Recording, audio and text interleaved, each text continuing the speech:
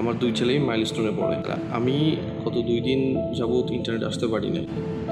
হঠাৎ করে যখন এরকম একটা সংবাদ পাইলাম এই জাহাজে বসে, তখন আমার অবস্থাটা কি একবার জাস্ট চিন্তা করেন। সে বাজেট কোথায় কীভাবে ব্যবহার হয় তার কোনো জবাবদিহিতা কেউ দেয় না। মাইলস্টোনে নিহত সকল শিশুর পিতামাতার শোক সন্তপ্ত পরিবারের প্রতি সমবেদনা জানাচ্ছি।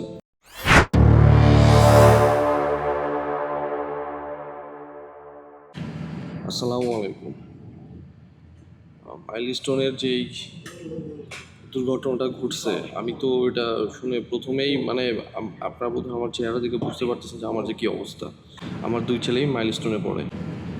তা আমি যখন শুনলাম যে মাইলস্টোনে পুরো প্লেন ধ্বংস বিধ্বস্ত হয়েছে, তাহলে আমি গত 2 দিন যাবৎ ইন্টারনেট আসতে পারি নাই।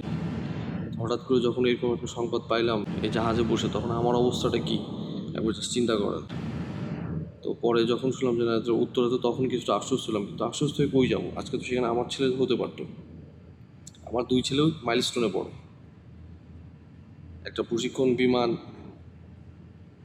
সেখানে বিধ্বস্ত হয়ে গেছে, এত শিশু বাচ্চা কাচ্চা আরও জনসাধারণ মারা গেছে। তো সেখানে সঠিকভাবে যে কী আর হবে, তদন্ত কমিটি হবে, তদন্ত কমিটি তাদের একটা রিপোর্ট দেবে, এর বাইরে কিছু তো হবে না। এরকম যুদ্ধ বিমান বিধ্বস্ত হইতেই থাকবে, পাইলট মারা যেতে থাকবে, বিমান বিধ্বস্ত হইতে থাকবে।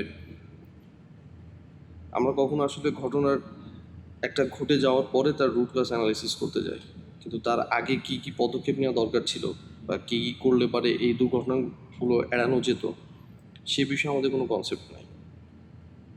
প্রতি বছর বছর বাজেট আসে, সে বাজেট কোথায় কীভাবে ব্যবহার হয় তার কোনো জবাবদিহিতা কেউ দেয় না। স্কুল বা শিক্ষা প্রতিষ্ঠান বা লোকালয়ের এত কাছে তো এয়ারপোর্ট সাধারণত থাকার কথা না, তাই না? যেখানে অধিক সংখ্যক জনসমাগম থাকে বা যেখানে প্লেন বিধ্বস্ত হলে পারে ক্ষয়ক্ষতির পরিমাণ বেশি হতে পারে, তো সেই জায়গায় কেন এয়ারপোর্ট থাকতে হবে? এয়ারপোর্ট তো আরও দূরে করা যেতে পারত, তাই না? আমাদের তো নগর পরিকল্পনা নিয়ে আরও চিন্তাভাবনা করতে হবে। আজকে যদি এয়ারপোর্টটা দূরে থাকতো বা কোনো নদীর পাশে থাকতো, তাহলে নিশ্চয়ই সে স্কুলের উপর যেয়ে পড়তো না। মাইলস্টোনে নিহত সকল শিশুর পিতামাতার শোক সন্তপ্ত পরিবারের প্রতি সমবেদনা জানাচ্ছি।